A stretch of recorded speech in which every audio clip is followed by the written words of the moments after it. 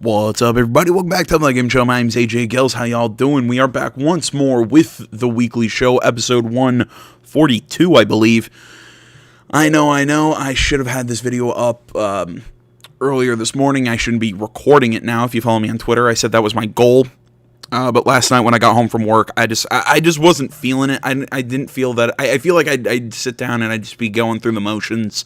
I couldn't put any real feeling into it.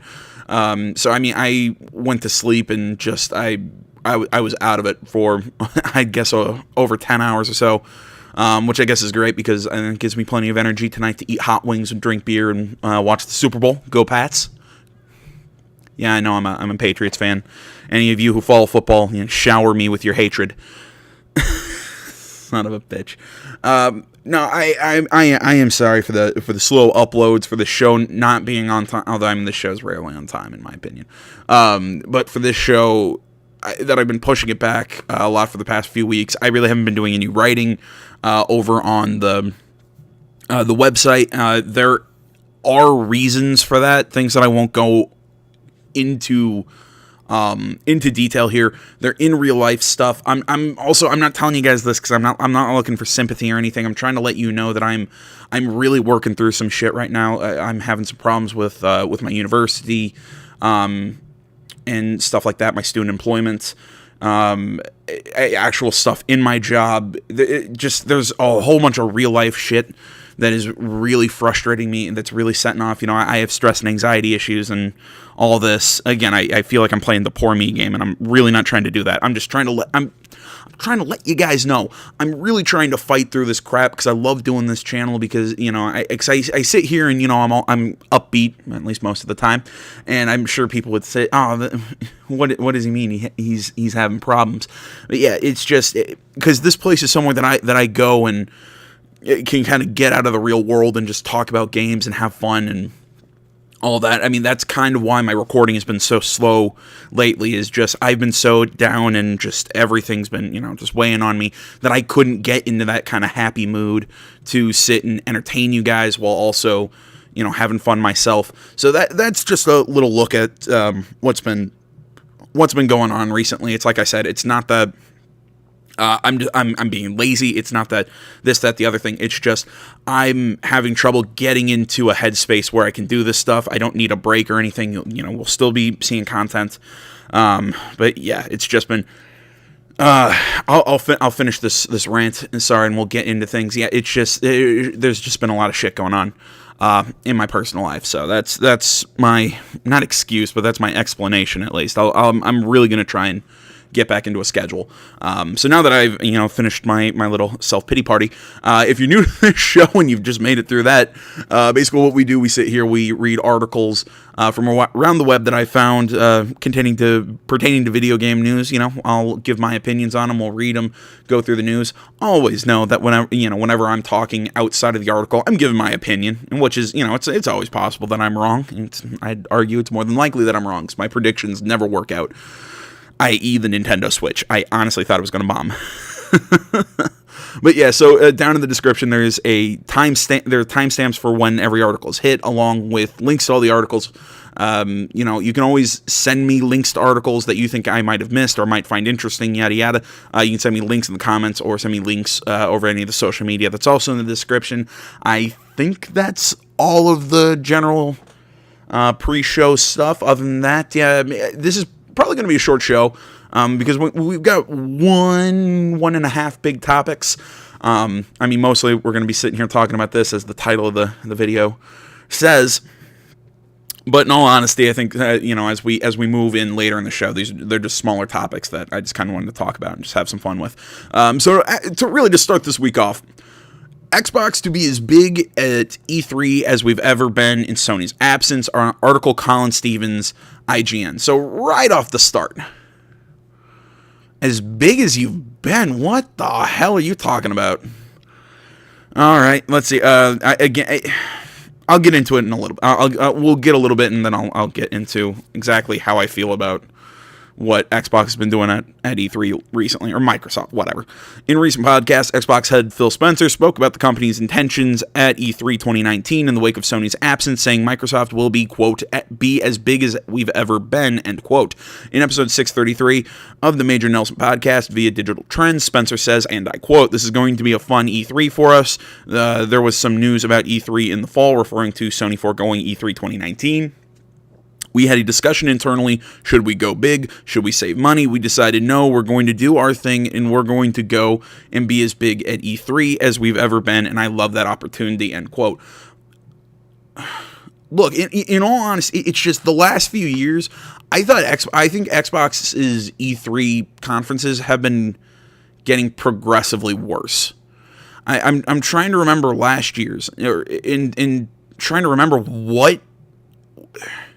what did they announce? I mean, what? Okay, well, we're getting a new Halo game. Okay, but that series does not have anywhere near... I'm sure it still has a fandom, just like Gears of War has a fandom, which I'm excited for Gears 5. I also love that announcement. But I mean, in all honesty, those two games aren't enough to really help your console sell, especially against something like, against the PlayStation 4.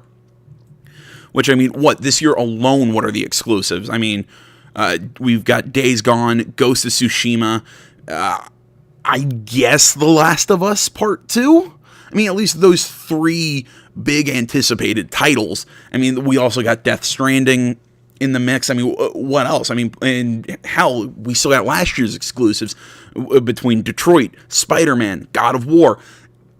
Sony has been killing it on the exclusives front, which in my opinion, I think exclusives are what sell consoles.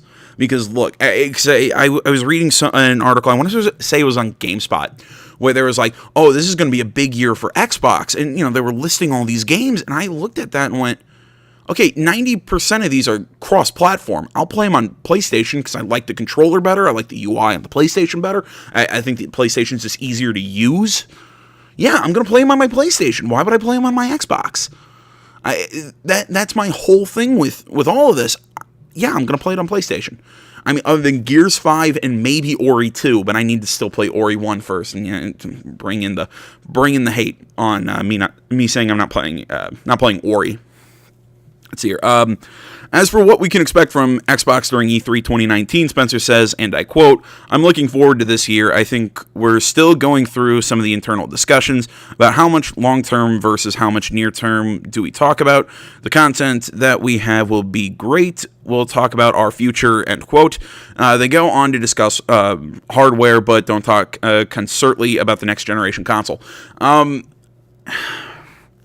Yeah, again, I think this year's E3 is going to be pretty much the same thing as last year. It's going to be look at some of these new big up-and-coming independent studios that we're bringing into Microsoft, and what are they doing? Again, I look at what were the big Xbox games last year? What Sea of Thieves? That as far as I know, was not... they'll talk about Sea of Thieves in a couple paragraphs. I mean, what? State of Decay 2? I love State of Decay 2, but it's not a game for everybody. And even then, that game's not going to sell hardware. What is going... I get it. He's the head of Xbox. He's going to talk up Xbox. I get it. I might be biased because, again, I'm leaning way heavily on the PlayStation 4 side. And I've honestly thought the last few years of Xbox conferences have kind of sucked. In all honesty, so this is heavily biased, heavily my opinion, but I don't think Xbox has anything. I mean, they could probably announce a few things at this year's E3, but I mean, I'm trying to think what do they have in the what do they have in development that I think I'd really care about? I mean, what here they're going to come out? You know, here's a new Forza, great, you know. What else is new? Here's all these new studios we're bringing in. Here's a whole bunch of indie titles. And then, announce Fable 4. For the love of God, announce Fable 4. Sorry, I got distracted thinking about Fable.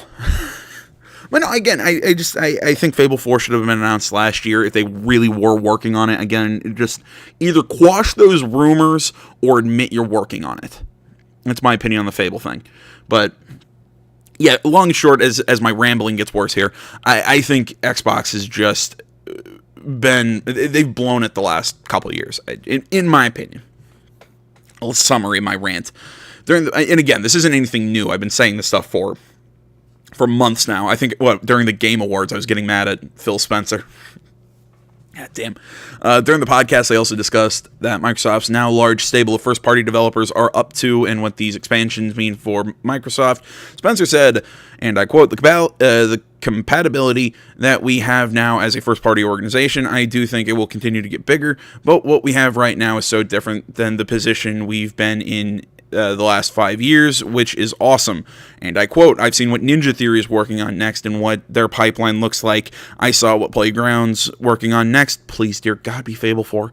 I saw what Rare is working on next and the continued growth and success of Sea of Thieves. End quote. And that's still funny to me because I honestly can't tell you one person I know who plays Sea of Thieves. In all honesty.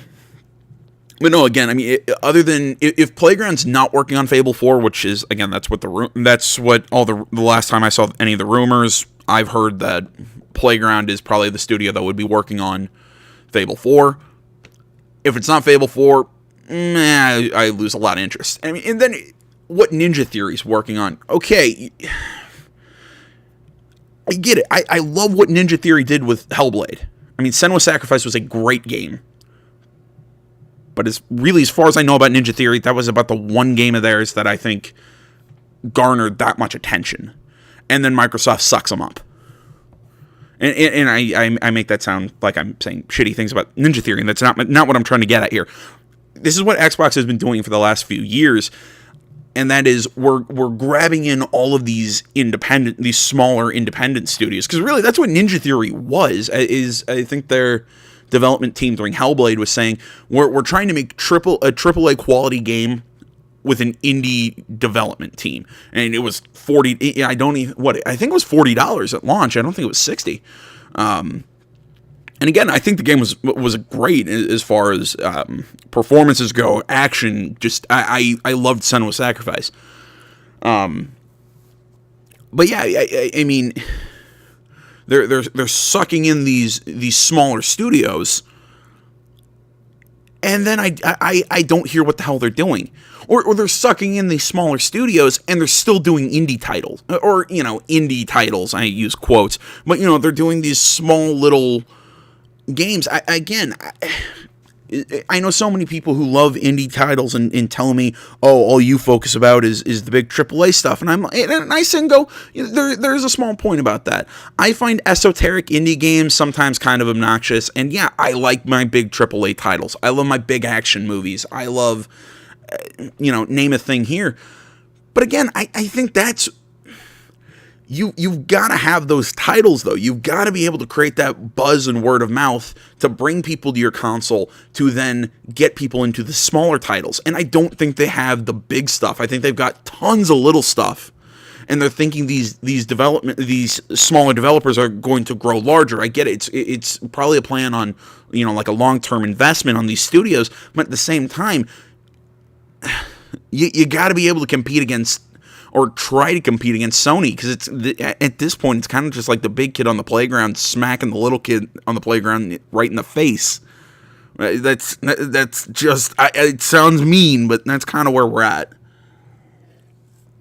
Let's see here, and I quote, the reach goal with the studios for me is to get a large enough studio base. Again, you have it, but I've gone into it, where we can delight and surprise ourselves and our fans with games, and it's on a regular cadence, so we're not always pinched to say, okay, well, what can we announce?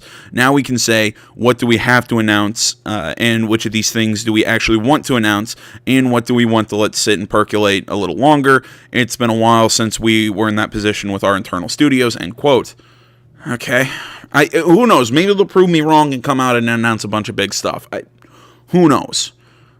We'll see come E3. Microsoft appears to be striking while the iron's hot as far as Sony's absence at E3 is concerned. When Sony made the announcement that it would forego E3 2019, the company said it would be, and I quote, exploring new and familiar ways to engage our company in 2019, end quote. Sony had also confirmed that there would be no PSX in 2018, which has left a hole in PlayStation announcements leading up to this year's E3. I think they're going to do something similar to Nintendo. They're going to do like more of like a Nintendo Direct, and just really, you know, if they want to give people a snippet, they're gonna, hey, here's a bunch of demos, here's, you know, just trailer after trailer after trailer, gameplay chunk with developer commentary. They're gonna do something like that as opposed to just a big E3 press conference. And in all honesty, I think it could work. I mean, I think I'd sit and watch that. In all honesty, I think Sony's got enough kind of cachet with the gaming community. You know, instead of spending all the money on all the E3 crap, they can just again focus on the games and put it out straight to the people. And honestly, I'd do it right next to E3. You know, just put it out during your actual where your usual press conference time would be.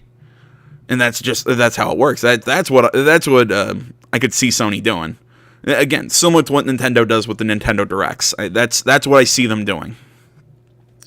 During E3 2018, Microsoft announced that it had acquired 4 studios, starting building one from the ground up, which includes Playground Games, Undead Labs, Ninja Theory, and Compulsion Games, along with the new Santa Monica studio, The Initiative, during XO 18 in November. Microsoft announced the acquisition of 2 more studios, Obsidian Entertainment and In Exile Entertainment. While many of these studios won't have games ready for quite some time, it's possible we'll get an announcement or 2 from them during E3 2019. Well, and again, might not have... Again, I think won't have games ready for quite some time. I think that's a big point that you kind of hide there at the end. But again, Obsidian is about the... You know, I think Obsidian is the tested company there, and I think that they're the most interesting out of this group. I'm interested to see what Ninja Theory is going to do. Interested to see what Undead Labs is going to do after State of Decay. If they're working on Fable 4, as I've been just sitting here and ranting about, interested to see what Playground Games does. But again, my question is, What the hell are they? What are the big titles that they're going to announce? Because everything that I can kind of hear them say is we're going to announce a whole bunch of small crap. And I say crap meaning stuff, not crap meaning bad things. That's my stance. No, just kind of finishing out this point. And again, to the title of this video, I am a little worried about this year's E3. I mean, without Sony, I mean, really, what? I think the only conference that I have some modicum of faith in is Ubisoft's. Because say what you want about Ubisoft, I enjoy their conference every year. Maybe it's because I'm a massive Ubisoft fan, I'll be honest. But even then, I'm trying to think what Ubisoft's going to go up there and announce. Because, I mean, they've announced that there's not going to be another Assassin's Creed this year. And there's not going to be an Assassin's Creed in 2019. I mean, maybe we'll see a lot more of Beyond Good and Evil 2. Yeah, again, I can't think of a lot of big titles that Ubisoft's going to be working on. I mean, we're probably going to see stuff in their existing franchises, probably DLC for Far Cry New Dawn, stuff like that. But yeah, I question what Ubisoft's got in the pipeline. I think it's just going to be continuations on a lot of their franchises. So it's one of those that, as a Ubisoft fan, I'll enjoy. But in terms of actual excitement, I really don't have a lot of excitement for it. But I'll probably enjoy it, as long as they don't start with the weird dance number again, which they will. I mean, again, I've made it clear in my thoughts on the Xbox, on what Xbox been doing. Again, maybe they'll surprise me this year. I'm still gonna give them a chance. I'm still gonna go into it and watch it. But again, I'm skeptical at best. God damn it, who else do we have? I mean, what, EA? Okay, here's the new Madden and FIFA. Maybe that conference could be really good if they're like indie programs. You know, like where they bring out the company, guys like who made a Way Out, or they bring out the studios with like Fea, where the smaller games that EA is just again, as I've been saying, what I like when EA does is when they're a publisher and they don't really get involved in the development process. Again, I say look at the recent crap with BioWare. But I mean, what else is going to be at EA's conference other than that we're really excited for? I mean, we're going to see the new Madden and FIFA Pro Leagues. Like I said, probably the new Madden and FIFA games, or they'll probably announce the story modes or whatever. What we'll see. Maybe a Need for Speed sequel to Payback. I highly doubt it. I think they're just going to act like Payback didn't happen and just do a different game. That would be irritating to me, but whatever. Maybe Dragon Age 4. Maybe a new Titanfall. I mean, I'm giving a lot of maybes of stuff that could be big with EA that could really make their conference good. But I mean, again, year after year, I think EA's conference is kind of a letdown, even though it's really not a conference. But you know what I mean. It's an hour-long showcase. Who's left? Bethesda? I think after last year, I think Bethesda's running out of steam when it comes to E3 conferences, and that's just what just because I've spent way too long in this opinion, I'll just kind of leave it there and let you go watch last year's Bethesda conference. You'll see what the hell I mean. But yeah, I mean that's just my thoughts on E3 this year. It's not saying I'm not excited for it, not saying that anything. I'm feeling that this year's probably going to be a letdown. I have a feeling. But yeah, I'll leave this here and we'll move on. Okay, so now that I've spent about 15-20 minutes ranting about E3 and Xbox, hopefully it was somewhat coherent. Moving on to probably some quicker titles. This when I said about at the start of the show that we had like 1.5 big things to cover. The Xbox One was the one big one. This Nintendo stuff is kind of the half, just because I'm super impressed with what Nintendo has been able to do with the Switch. I'm going to be entirely honest. I never thought that the Switch was going to do this well. I keep saying it every time we see these sales numbers. I thought the Nintendo Switch was going to come out and then die. I thought it was going to be really big flash in the pan and go nowhere. But sales keep doing well. I really enjoy my Switch. I love it. I wish there was some more games for it. I mean, there's plenty of games, but I'm really waiting for some big Switch exclusives. I'm kind of waiting for like Bayonetta 3. I think they're working on that. Bayonetta 3. I'm waiting for the new Fire Emblem. There's stuff on the horizon that I'm looking forward to, but I kind of want that stuff just to get here already. Let's see here. Nintendo Switch sales passed 32 million.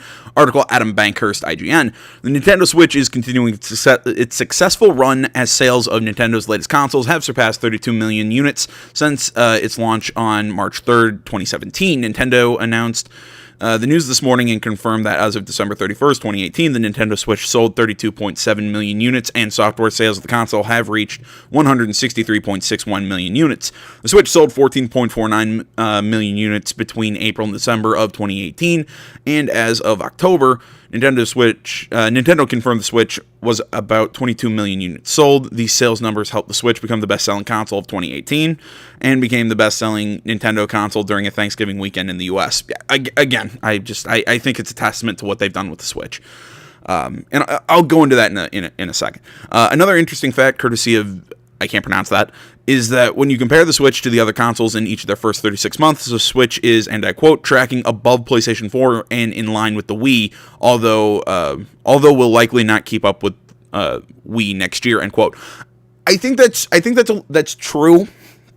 I think the Wii was kind of an anomaly because the Wii sold so well to people outside. I'm trying to think how to explain this. The Wii sold so well to people outside of the gaming community, while the Switch, I think, while has its appeal to more people, because again, it's Nintendo, and I think that Nintendo is more of a family-oriented, so they can kind of grab people on the older end of the spectrum and the younger end of the spectrum, while PlayStation and Xbox might have a little trouble going to those ends. This is me speculating. And I think, like I said, I think the Wii was just such an anomaly when it comes to consoles, because it had, you had your Wii Sports and your this. It's like almost everyone had a Wii. I mean, hell, I still have a Wii somewhere in my house. I don't know where the hell it is. I don't even know if it still works, but I've got it somewhere in my house. I think that's what's really pushed the Wii, though, is just how well it sold to outside the core gaming demographic. And I think the Switch still gets those people on the far ends, but I think it's still more geared towards gaming and more towards actual serious gamers. Again, total just speculation, but that's the way I see the Switch. I mean, I also think what's really helped the Switch is the fact that they've kind of hit a weird sort of niche market with this thing. I think somebody put it best.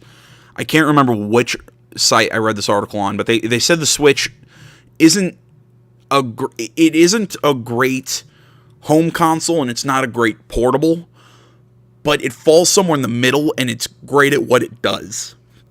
They said something like that. And I have to agree with that. I mean, like, if I'm going to be sitting here and playing a home console, would the Switch be my first choice? No. Mobile, maybe, because there's not a lot of great mobile consoles anymore. Rest in peace, the Vita. But I think the Switch really hit like I said, I think it hit the correct demographics. I think it's the right concept. It's just different enough from the PlayStation and the Xbox One. I mean, it's why we probably won't see a Vita successor. One, with the fact that the Vita didn't do well, and even though I love the Vita, and I don't think. What was I saying? I said the Switch is one of the reasons for the Vita. For the Vita successor. Yeah, it's because one, the Vita didn't do well. Two, is Sony's pretty much announced that they don't want to fight with the Switch, and I can totally see that. I don't know where the hell I was going with that. I think the reason the Switch is doing so well. There we go. I can get back on track now. It's like I said, it's demographics, it's concept. It's just, again, I'm just waiting for just some really great new games. And I'm sure there's going to be people, telling me, "Oh, come on, there are great games. There's all these Mario stuff," and I'm just not a big Mario fan. I'm not going to lie.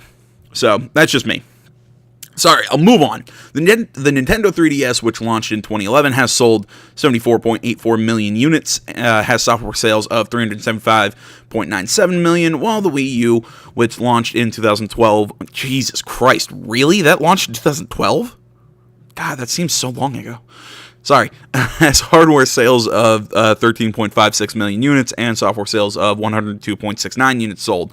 Nintendo also lists the current sales figures of all of its other consoles, all the way back to the NES, which has sold 61.91 million units and has software sales of 500.01 million units since its launch in 1983 in Japan. Excuse me. Alongside this information, Nintendo also revealed its total sales for, and I quote, the 9 months ended December 31st, 2018, end quote, reached around or approximately 997.2 billion yen, that is 9.1 billion US dollars, which is up from, and I quote, the 9 months ended December 31st, 2017, end quote, sales which equaled around 857 billion yen, about 7.8 billion US dollars.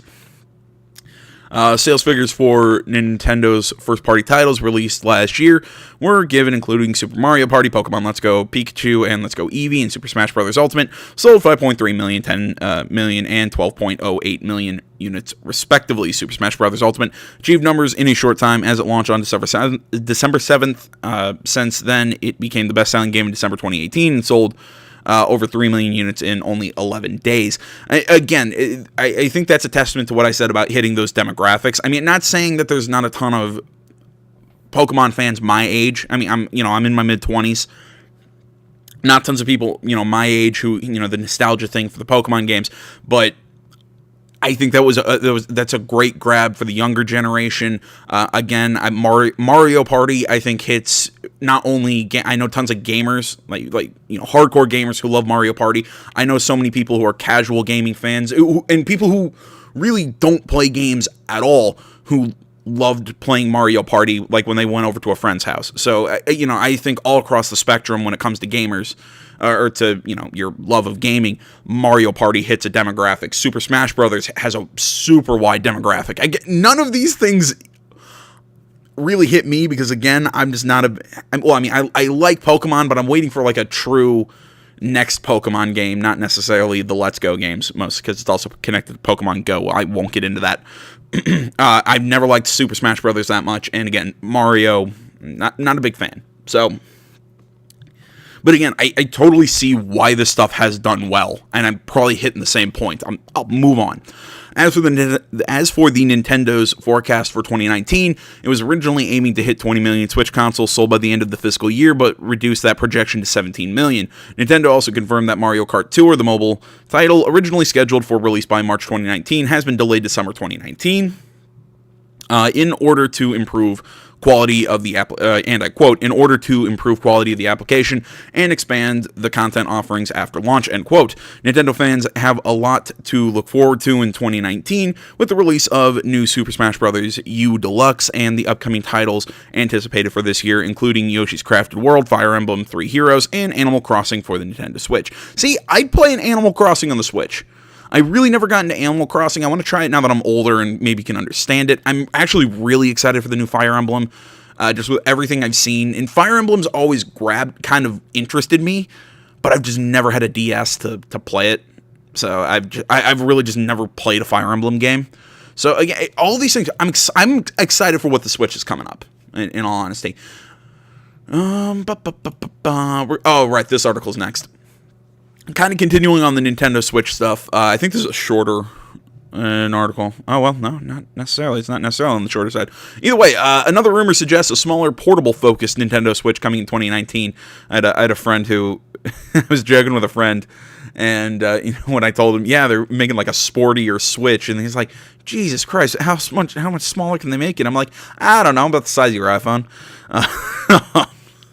Sorry, it's a bad joke. Article Colin Stevens, IGN. A new report suggests that a smaller version of the Nintendo Switch will be released in 2019, which will cost less but remove features to focus on portability as a result.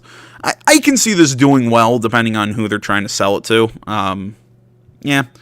I'd still rather have my big Switch. I think the Switch is actually the perfect size, because it's just portable enough that... It's just portable enough that I can still carry it around easily and hold it in my hands easily and have it, I'm always honest when I say this. I love playing I love playing my handhelds in the tub. I got bad knees, a bad back. I like to soak in the tub. Again, come at me. But yeah, I love playing my Switch. I play tons of Danganronpa while I'm just sitting in there. I'll play Legend of Zelda on, a handheld.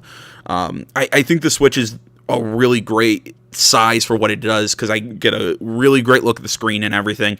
The only thing I really wish, and I've been saying this for a while, I wish that the Joy-Cons contoured to the hands, because my hands actually get tired holding the Switch because it's all flat. But again, it's portability. I'm getting off topic. Let's see here. The report comes from Nikki via Gamatsu and says this move comes after Nintendo lowers its sales targets for the year from 20 million Switch units to 17 million, and is looking to launch the portable version early in order to expand its user base. Nikki claims that Nintendo has told multiple suppliers and developers about the plan to release the smaller Switch. The rumor states this version of the Switch will be made with playing outdoors in mind. Okay. Nikki also noted that Nintendo plans to launch a more expensive online service in 2019. Nintendo Everything reports this will be aimed at the game enthusiasts that are willing to pay more for a higher tier service. If this is the case, the current Nintendo Switch online service will likely remain in place alongside it. I don't know about this. I don't really use online services with my Switch. I'm not going to lie. So I have no comment on this. What they're saying up here, playing outdoors is an interesting thing, because I'm also wondering, are they going to make it... Because when I originally heard about this, I was thinking the Switch, but tinier. Now I'm thinking something more like not necessarily like a Game Boy, but maybe something clamshell, like kind of like a clamshell, would work. Sorry, I'll let you inside my head. The thing that I remember about growing up with my Game Boy and all that stuff was how great it was that I could take it, I could throw it in my backpack, and look, it's gonna get, I'm not saying I hucked it at the wall, but that thing could take some relative sense of a beating, and I'm not worried about it. My cat knocked my Switch off my desk last night, and I about had a freaking heart attack, because I was sitting here going, oh dear God, oh dear God, oh dear God, freaking out. But I'm thinking that for a Nintendo Switch that's more focused on being played outside, I think that could be, like I said, maybe something clamshelled, maybe something a little bit more durable than just the Nintendo Switch. I think they could do some really cool things with it. Now that I really think about it, all this information is heavily rumored and should take with a grain of salt. Inverse to the recent report, Wall Street Journal Japan reported last year that Nintendo was discussing a new version of the Switch that would upgrade the system's low-end LCD display.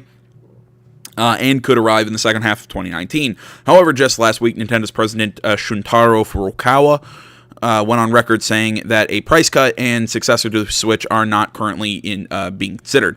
Well, again, I wouldn't consider this a successor. This is kind of like a system and a half, or really not even a system and a half. It's not even like the PS4 Pro. This is just kind of here's a Switch, but with a different focus. Here's a Switch that's more focused on the handheld side, while the regular Switch is kind of that half home console, half portable. If there's a smaller, more portable Switch in development, it's unknown exactly what they will look like. It's possible such a system would forego detachable Joy-Con in favor of a singular device. Again, I think that's one that would potentially not come with a dock, or perhaps even the ability to be played on the television. These changes, among other possible adjustments, could feasibly allow Nintendo to sell a different version of the Switch for far less than the current $300 price tag.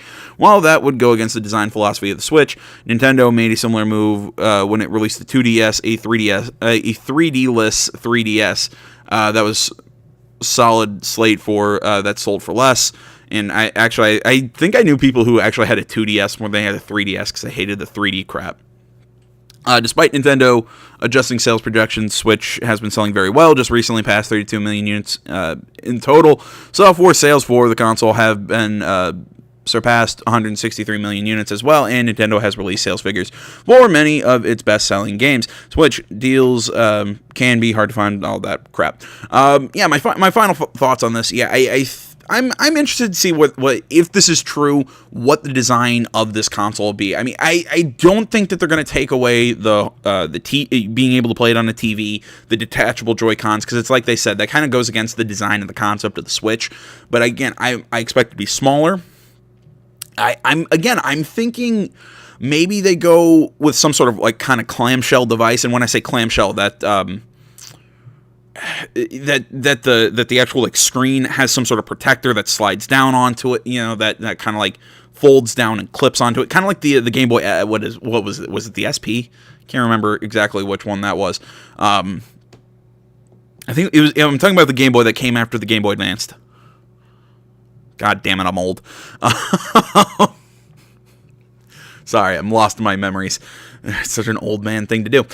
Yeah, I could see them going that way, but also who the hell knows with Nintendo? But I'm interested to see what they're gonna be doing with that. So, all right, moving on to some smaller stuff that hopefully I'm not gonna sit here and ramble too much about. Final Fantasy VII coming to the Switch soon. Article by Timur Hussein. Nintendo has indicated that we may not have long to wait before the beloved RPG Final Fantasy VII is available on the Switch. In a new, rather short commercial, the game is shown on the handheld hybrid console, with the video's description reading, and I quote, Final Fantasy VII coming soon, end quote. Final Fantasy developer and publisher Square Enix originally revealed its intention to bring the game to the Switch in September 2018, when it was announced to the platform alongside Final Fantasy that's 9, the 10, and X2 remaster. Dear God, bring 10 and X2, because I would buy those in a heartbeat, even though I also have them for the PlayStation 4, but that's beside the point. So I could play them in the office or play them in the tub. God, I keep saying I play things in the tub. I sound weird. In Final Fantasy XII, the Zodiac Age, again, I'd buy it. I feel like with Final Fantasy XII, either you loved it or you hated it. Although personally, Final Fantasy X is my favorite. That's, again, I'm not going to get into a Final Fantasy war.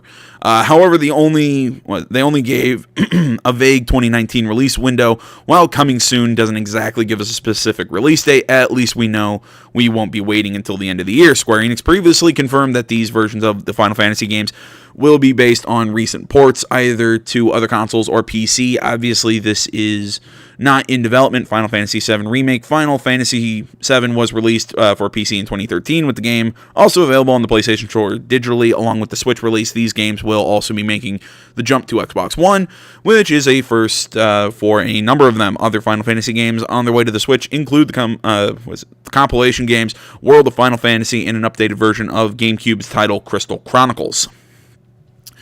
So yeah, there's a little short article on that. No, I mean, when Final Fantasy VII comes to the Switch, I'll probably play it. I Final Fantasy was really before my time because I didn't have an original play. Was that on the original PlayStation? Was that a PS2 game? No, 10 was a PS. I know 10 was a PS2 game. I'm not sure about Final Fantasy VII. I don't remember that coming out for the PlayStation 2.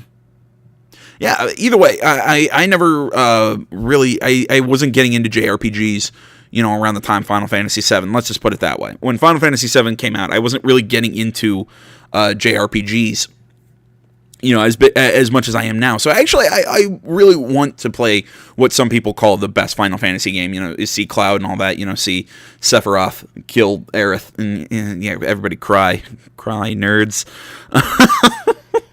Son of a bitch.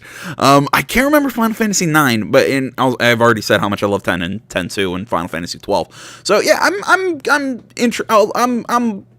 waiting for this. I'm interested to see when this comes to the Switch. So moving on. We got a couple fun little announcements also from Nintendo. Dr. Mario World announced for mobile. Article Adam Bankhurst, IGN. Dr. Mario World is headed to mobile devices this summer in Japan and the United States. Announced by Nintendo, Dr. Mario World is being co-developed by Nintendo Line Corporation and NHN Entertainment. Tweet reads, "The Doctor is in." Mario puts on the white coat once again in the mobile game Dr. Mario World, targeting an early summer 2019 global release. Dr. Mario World will be free to download with the optional in-app purchases, and in addition to Japan and the United States, will release in approximately 60 countries/regions in early summer on the iOS and Android. No further information was given what to expect of the new title, aside from knowing it will continue Dr. Mario's tradition of being a puzzle title.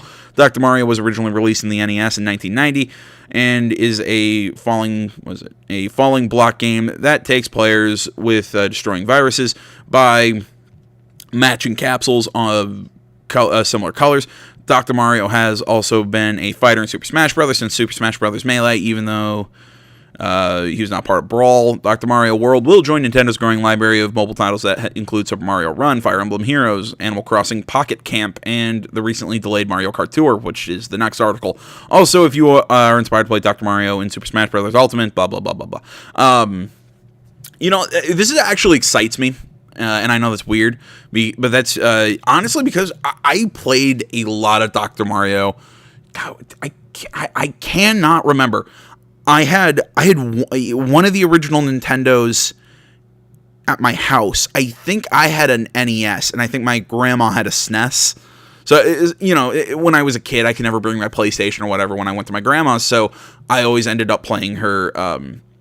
I think she had a Super Nintendo. So I always ended up playing the Super Nintendo that she had. So, what did I play a whole hell of a lot of when I was a kid? I played a lot of Dr. Mario. I played a lot of Tetris. I played, oh, damn it. What was the baseball game? What was it? It was that Ken Griffey baseball? Something like that?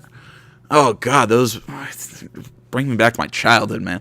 I'm sorry, I got lost in my memories. No, I'm actually excited for this. I would love a Dr. Mario game on my phone, just to sit and just play puzzle games.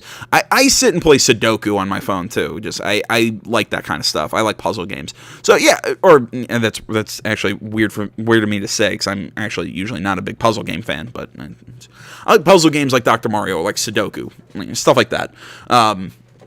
Yeah, I mean, really, this was going to be a quick, like I said, these were going to be quick topics, but yeah, I'm like I said, I'm excited. I'm excited. Moving on, Mario Kart Tour delayed to summer 2019. Hope Corrigan, IGN, Nintendo's upcoming Mario Kart mobile game Mario Tour has been delayed until later this year. Financial highlights from Nintendo reveal the game, which was originally slated to release before March 2019, has been pushed back to summer 2019, which ranges from June and September in the Northern Hemisphere. According to Nintendo, the delay is, and I quote, in order to improve the quality of the application and expand the content offerings after launch, end quote. As we endeavor to develop future planned applications, we will also focus on continued services operations for applications that have already... Sorry about that. thought I turned off all my phone alarms, telling me to wake my lazy self up this morning. My bad.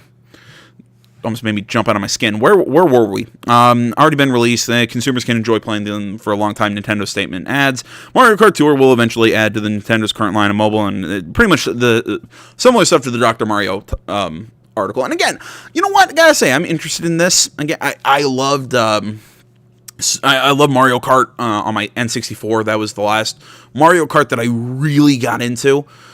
I have people trying to sell me on the new Mario Karts, and just there's something about them I just can't get back into them. But yeah, you know what? I think I was saying earlier that I'm not interested in this, but again, now that I think about Dr. Mario and remember my younger days, you know what? Having it on my phone, yeah, I'd play that. Yeah, I really like that Nintendo's making moves over to the phone.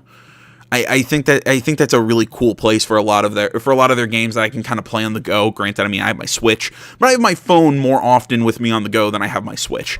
So, you know, if you can make smaller games like a Dr. Mario World or a Mario Kart Tour or something like that, I think that's a really cool thing to put on the phone. I mean, hell, I still have oh god, what was the mobile version? What game am I thinking? XCOM Enemy Within, I think was the sequel version to, yeah, because it was XCOM Enemy Unknown, and I have Enemy Within on my phone. I mean, it's a phone game, and so it's, you know, it's not exactly what it would run like on PC, but I really enjoy the game. I still go back to it every now and then when I'm bored. You know, I could see Nintendo bringing a legit Fire Emblem game, you know, that was on maybe one of the DSs or something like that, bringing that over to the phone. I'd pay $15-20 for that. Maybe that's just me who's willing to spend $15-20 on a phone game, but yeah, I'd buy that. I don't know about anyone else. All right, moving on to something that's not necessarily video games. I've been talking about this with a few people. This is a short article on Destructoid. Chris Carter, you can't walk away. Kingdom Hearts 3 theme cracks Billboard's Hot 100 chart. I'm honestly a little surprised about this. We're gonna need more zippers. Oh my god. I had a friend last week make that joke, not make that specific joke, but, you know, making a joke about all the zippers in Kingdom Hearts. I almost said Final Fantasy. What the hell was I talking about? No, I've been talking about this with a lot of people, and I think this is cool. I've honestly been playing this song. It's called Face My Fears. It was the Skrillex Hikaru Utada sort of collab. Honestly, I will play that in the shower. I'm not somebody who loves EDM. I actually like the song. I think it's called... Is it called Don't Turn Away? No, it's called Don't Think Twice. It was that... I'm trying to remember. I'm trying to think where Don't Think... I can't remember where Don't Think Twice is in Kingdom Hearts 3, but it's a really nice kind of jazzy tune. I think it's also a Hikaru Utada song. But Face My Fears is definitely really good. It mixes the EDM very well with Utada's she's a beautiful singer. It doesn't her voice doesn't sound overly enhanced or messed with. It comes across very natural, at least to my ear. Yeah, I really enjoyed this song. So, actually getting into the article, my bum is on the Keyblade. The Keyblade. Yep, just like Tom Green's 1999 hit tore up TRL, Kingdom Hearts 3's main theme, Face My Fears, is taking on the Billboard charts. Billboard itself has announced that Hikaru Utada and Skrillex single managed to actually crack the Hot 100 chart and land them in the 98th spot. No small feat, given there are literally thousands of songs played around the world on any given day. If you haven't heard it yet, feel free to check out the Skrillex version, the Final Cut 2.5 HD Remix 358 over 2 days Prologue 3D. That's a very long title. Below, I can't tell you the song would sound better without Skrillex. I'm Not Your Dad. I also took a screenshot available in the blah blah blah. No, actually, I think part of that song's appeal is actually the more EDM kind of Skrillex elements to it, because again, it's not over the top. It's not. It's very melodic. And I know I'm saying these things about Skrillex. It's hurting my head a little bit, but no, it's a very melodic song. It's very, again, Utada's vocals are great. And then again, I think the EDM thing, it's not necessarily like dance music. It's more just kind of sit and kind of rock with it, nod with it. It's a really nice song, is what I'm trying to get at. And good for them. I'm nice to see this. Something that I'm not not a massive fan on, but I thought we'd close this out on this little article here. Dead or Alive 6 will eventually receive a free-to-play core edition. And I know tons of people love DOA. And fighting games, I'm really, other than Mortal Kombat, I'm not a big fighting game guy. And I just like Mortal Kombat because of the fatalities. Article by Chris Moyes. Speaking in an interview to Siliconera, the producer of Koei Tecmo's upcoming DOA 6, Yohei Shimbori, I think that's correct, noted the fast-paced fighter will be receiving a stripped-down free-to-play edition, but not until sometime after release. This is no doubt keeping with its predecessor, DOA 5. I almost said DOA Extreme 5. That's exactly where my brain goes whenever I see Dead or Alive. How bad is that that's what I think of when I think Dead or Alive? I think the crappy beach volleyball games that's fan service the game. I think that before I even come close to thinking the fighting game, which was available as a full price purchase or in the Core Fighters edition. The latter only featured 4 characters, with the rest of the roster available for purchase separately. Occasionally, an extra character would be rotated in and out of the roster for limited time events. Shimbori also referenced a recent post on the Xbox Live Store for DOA 6 Core Fighters, which he says was a mistake, and I quote, "We do have plans to make a free-to-play version," Shimbori said, "but we haven't announced when it will be available. We can promise it will be post-launch of the full game," end quote. DOA 6 launches PS4, PC, and Xbox One on March 1st. Like I said, a short article. I really don't have a lot of big thoughts on this. Again, I think this is a good move. I think it's an interesting thing to see them do this. I mean, like I said, they've already kind of set the precedent with DOA 5, but I don't think you see a lot of games do stuff like this. Like, here's your small 4-person roster. We're gonna get you kind of intrigued with how. Didn't the last Street Fighter game do something not similar to, or not exactly like this? They did something similar to this. It was how they did the DLC for their DLC fighters. I can't remember exactly. If somebody can remember, make sense of what I'm talking about. I know Street Fighter did something that people weren't massive fans of with their last game. It had something to do with DLC. It reminds me of this for some reason. But no, I think this is a really good kind of. It's kind of like releasing a demo, basically. That's really all I got for you guys this week. This show probably ended up being way longer than I thought it was because I ranted way more than I thought I would on the Switch. And a little bit more on E3 than I thought I would. So either way, guys, thank you so much for watching. I hope you enjoyed the show. As I said at the beginning, if you see anything throughout the week that you want to send to me, you can do that through any of the social media that is listed below. That is Facebook, Twitter, the website, minds.com. Like I said, any of those links, feel free to message me, private message me, tweet at me, do whatever the hell you want. Send me links. You can also send me links down in the comments. You can also tell me what a great job I'm doing down in the comments. Seriously though, always happy to take comments. I try and do my best to respond in a timely manner, even though that doesn't always happen. I do my best to respond in a timely manner.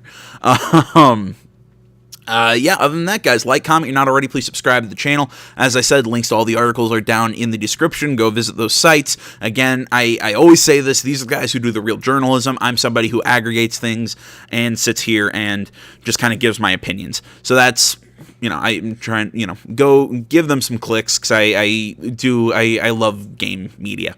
I feel like there's one other thing I wanted to say before we close out. Kind of onto what I said, I was getting a little personal at the very beginning of the show. I do want to say, like I said earlier, not trolling for sympathy. I'm just trying to tell you guys that I am trying to get back into my usual swing of things. It's just, some personality things, some depression, some anxiety, some just life kind of kicking me straight in the ass for the last little bit. It's just it's been hard recently, but I'm trying to get back into my usual schedule. So again, I'm working on that. So thank you so much, guys. I love you all. I love doing this shit, all that general stuff. If you're gonna watch the game tonight, enjoy the Super Bowl. I'm sure as hell going to enjoy it. Thanks for watching, and until next time, my name's AJ Gels, the Something Game channel. I'm out.